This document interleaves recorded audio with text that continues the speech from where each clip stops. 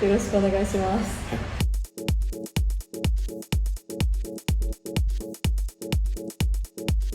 そしたらまず軽く自己紹介していただいてもいいですか？はい、影山と申します。出身は、千葉県で再就職で縁あって、愛知県に来ることになりました。でその前まではちょっと違う仕事とかをしてたんですけど、ちょっとなんか日本のものづくりというか、そういったことをちょっとしたいなっていうふうに思い始めて、日本仕事百科っていうサイトがあるんですけど、そこをずっと見てたらエニシングっていう企業があって、その写真を見る中でやっぱ古い食器っていうのになんか魅力を感じて応募させていただいて、今に至るっていう感じなんですけど。西村さんが若手っておっしゃってた方、はい、あの方もちょっと話したら仕事百科を見てきたって言ってたんですけど、皆さんそういう感じで。みんな多分仕事百科でここにいる。そうなんですね。前のお仕事で自衛隊そうですね。自分は一番初め就職したのは、一応自衛隊で、でその後辞めて再就職で愛知に来た、きっかけにもなるんですけど、家具の物流倉庫が愛知県に新しくできるってことで、でそこの立ち上げって言ったらちょっと聞こえがいいんですけど、そういうのも含めて愛知に来ることになりました。その後はまた辞めた後に下請けの会社に入ったんですけど、そこで飛行機の羽を作ったりしてて、でそこでなんか違うなって自分の中で思って、でその時に妻と今のうちやりたいことをやろうって言って、で仕事辞めてアメリカに行って、2ヶ月ちょっとぐらいレンタカー借りて放浪して、でそこでやっぱり日本っていいなと思って、で日本の伝統的なというか、自分にちょっと意味がある仕事がしたいなと思ってのが、きっかけではないですけど、そこから仕事でそうですね、探したというかたまたまこうつけて、なんかその西本の仕事百科っていうのも同僚がこういったサイトがあるよっていうのを教えてもらってて、ふと思ってたタイミングでそういうの言ってたなと思ってパーッと開いたらあったというか。飛行機を作ってた時にちょっと違うっておっしゃったと思うんですけど、なんか何が違うなって思ったきっかけだったんですか？製造ラインだったので、働くことに疲れたらですけど、結構勤務時間も長かったので、そういったのに疲れたっていうのがあって。全然詳しくないですけど、製造ラインというともうその羽を完全に作るような、そういうのも一つの羽の中で各ポジションがあって、ポジションごとに一つの羽を作るのにここまでの工程、ここまでの工程、ここまでの工程というのを細かく分かれてます。でその中の一部の工程ちょっと製造っぽいのかなって感じなんですけど、そうですね。食器っていう織物の機械って書くじゃないですか。機械なんですけど、どっちかっていうと自分たちの中ではやっぱり道具っていうか、一つ一つのこの繰り返しが鍛錬になってるような感じだとは思うんですけど、毎日の動きが違ったりとか、食器の一台一台の動きも違うので、そういったのはなんか自分の中ではラインとじゃなくて面白みになってますね。結構大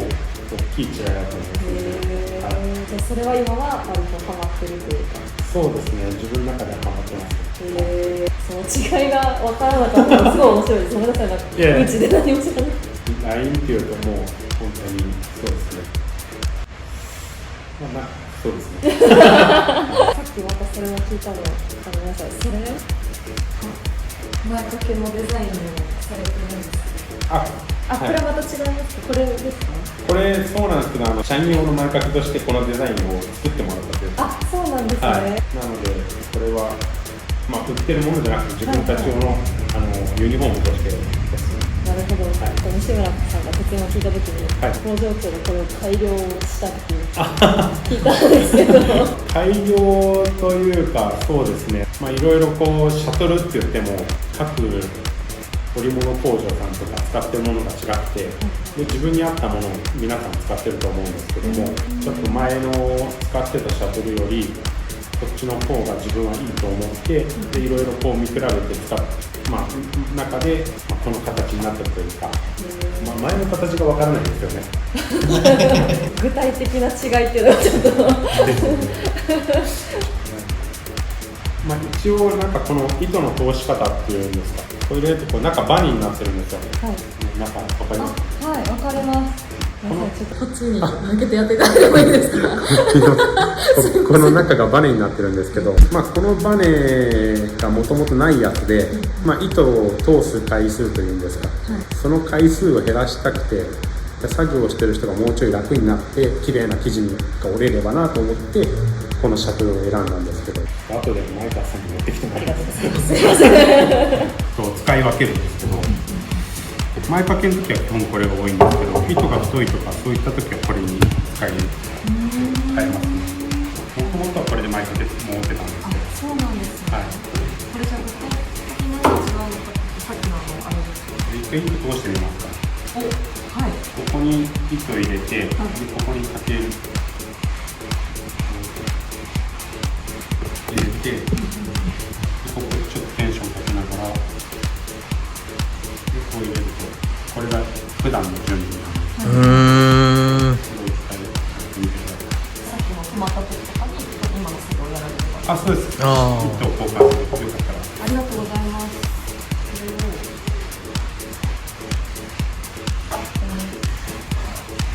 もう書き出しちゃったんですね。糸が太いので、これはそのまま入れてもらった方が。はい。もうこういうことですか？はい。ここにするというか。こっちか。はい。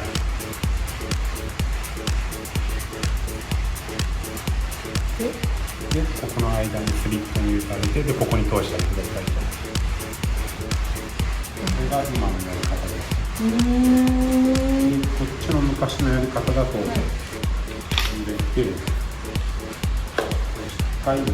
ここの下にまっすぐこう入れてあげて、ここにもう一回入れてあげて、通し回数こっちだと少ないので。やばい。で、下から出てきたのをこっちに入れて、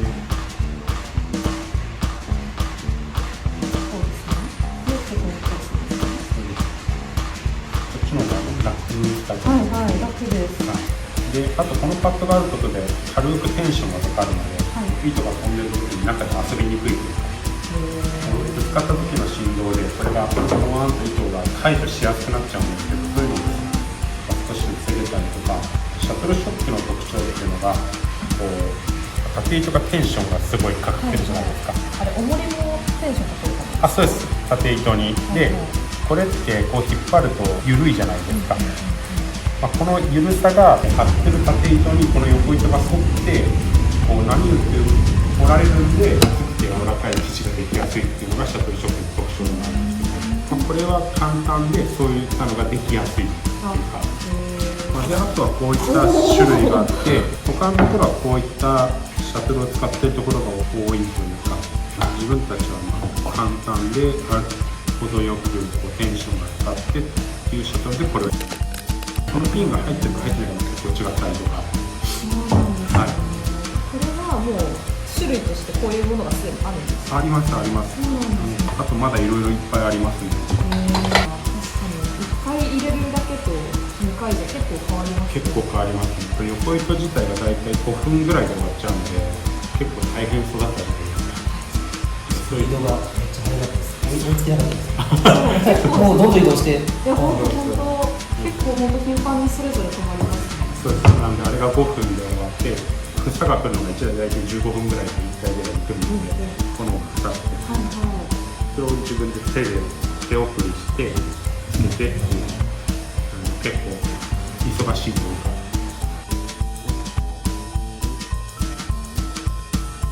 機械に携わること、機械とかものづくりとかなんかそういういらっしゃったのかなっていう印象なんですけど、経歴を聞いてみて。でもそうですね、ものづくりといえばものづくりですよね。飛行機の羽を作るのも一応ものづくりですし、一応自衛隊の時も整備員だったので、バラして組んでとか、それはものづくりになるんですか、ならないですよね、確かにまあ一応整備っていう形で、まあ、そういった経験は仕事の中でやっぱり生きてるとは思いますね。そういうことにちっちゃい頃から興味があったとかあるんですか？好きだったとか。結構興味ないっすね。あ、そうなんですね。一応趣味としてはレザークラフトっていうのが好きで、本当にたしなむ程度でやったりはするんですけど、まあ、そのぐらいですかね。一応割と器用だねって言ってもらえることは多いです。なるほど、はい、じゃあもう自らそれがやりたくて選んでっていったっていうわけではあんまりないっていう。この仕事がってことですか？はい、そうです決めた時になんか日本的な仕事がしたいって言った時にざっくりとした感じがなかったんですけど、面接の時に当時の工場を見せてもらった時になんかやりたいと思って、今日も西日がすごい綺麗じゃないですか。当時の工場も西日がすごい綺麗で、梁とかも昔ながらの組み方の梁の建物だったので今でも覚えてますけど、すごい良かったですね。今と被りますね、この状況と。すごい西日がなんかありがたい。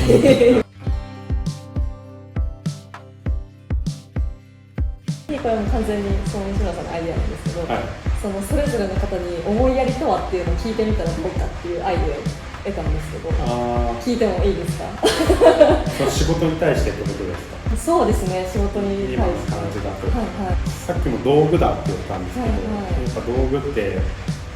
大工さんとかも何でもそうですけど自分の相棒じゃないですか。細かい変化とか、そういったのに気づいてあげられるように、日々メンテナンスとか油差しとか、今日調子いいねとか言いながら、思いながらとか、触ってなんかいい感じだねとか言いながら、っていう風に、まあ、自分の中でですけど、シャトル飛んだ時に入り方が良かったりとか弾き方とかみたいな悪かったりとかすると、なんか今日調子悪いなとか直してあげようっていうのが、まあ、思いやりじゃないですけど製品作りに生きてるんじゃないかなとは思うんですけど、全部の機械に言えることなんですけど、動かして調子いいかな悪いかなとかっていうふうには思ってます。さっきちょっとおしゃれでしたけど、音も大切だ。音も大切ですね。まあ、シャトルが入った時に弾き方で音が違うとか、これが削れ始めると変なところに当たるんで高い音がしてたりとかすると、やっぱここは削れてたりとか、そうすると機械の調整が必要だったりとか、こういったものもメンテナンス一つで長く使えたりとかするので、そういった部分とかのまあ、音もそうですし、動きをよく見てあげてるという今日調子いいねとかそうなんですね。自分は、やられて5年目、工場を移設して5年目ですね。なんで自分自体は9年ぐらいまだまだ、9年でまだまだってまだまだですね。工場移設自体も据え付けとかは技術顧問の方がいるんですけど、その方に手伝ってもらって機械の据え付けとかあったので、やっぱ愛着は強いですね。より相棒感というか。そうですね。なんでまあ、自分の代で終わってほしくないというか、その次の代とかまたそのさらに次の代に残していくようなその整備とか使い方をしてあげるのも思いやりの一つかなと思うんですけど、残ってほしいんですよ。やっぱり100何年のものが今度200年の前の機械だよっていう、その200年って言われてる時多分自分は生きてないと思うので、150年でも生きてるか分からないんですけど、そういうふうにやっぱ残ってくることが、まあ、嬉しいかなと思います。素敵。じゃあ9年やられてますけど、もう日々違いますか？そうですね。天候とかによっても違うというか、雨とか湿度が高いとやっぱ動きがいいというか、空気中の水分が高いと糸も乾燥しないで糸切れしなかったりとか、あとベルトで動いてたと思うんですけど、ベルトも空回りしないと綺麗に回ったりするので、本当いろんな条件の中で相棒とともに過ごすので、私ものづくり側にはいないんですけど、残っていってほしいなっていう思いもあって、動画にして残していきたいなっていう。ありがとうございます。ぜひぜひ。まさにど真ん中の話をなんかありますか、話したいこと逆に。大丈夫です。緊張しました。ごめんなさい、はい、そしたらこんな感じで、はい、ありがとうございます。はい、大丈夫です。すごいいいお話いろいろしてて、シャトル持ってきます、ありがとうございます。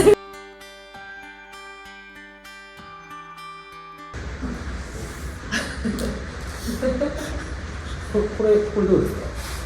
っちずれた方がいいですか、もうちょっと。いや、そしたらもうちょっとカメラ側に向いていただくことができますか？自分ですか？そうですね、それで多分対話してる感じに。そうですね。これ私映ってないですよね。はい。はい、ありがとうございます。手がちょっと映っちゃう。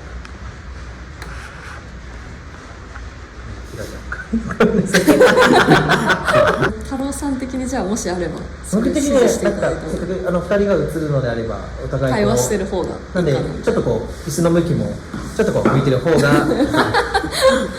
い、で目線もちょっとこっち見てる感じで、めちゃくちゃこっちのカメラ目線みたい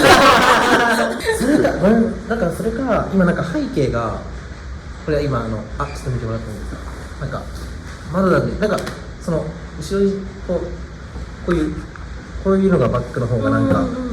見栄えはいいのかなって今思ったんで、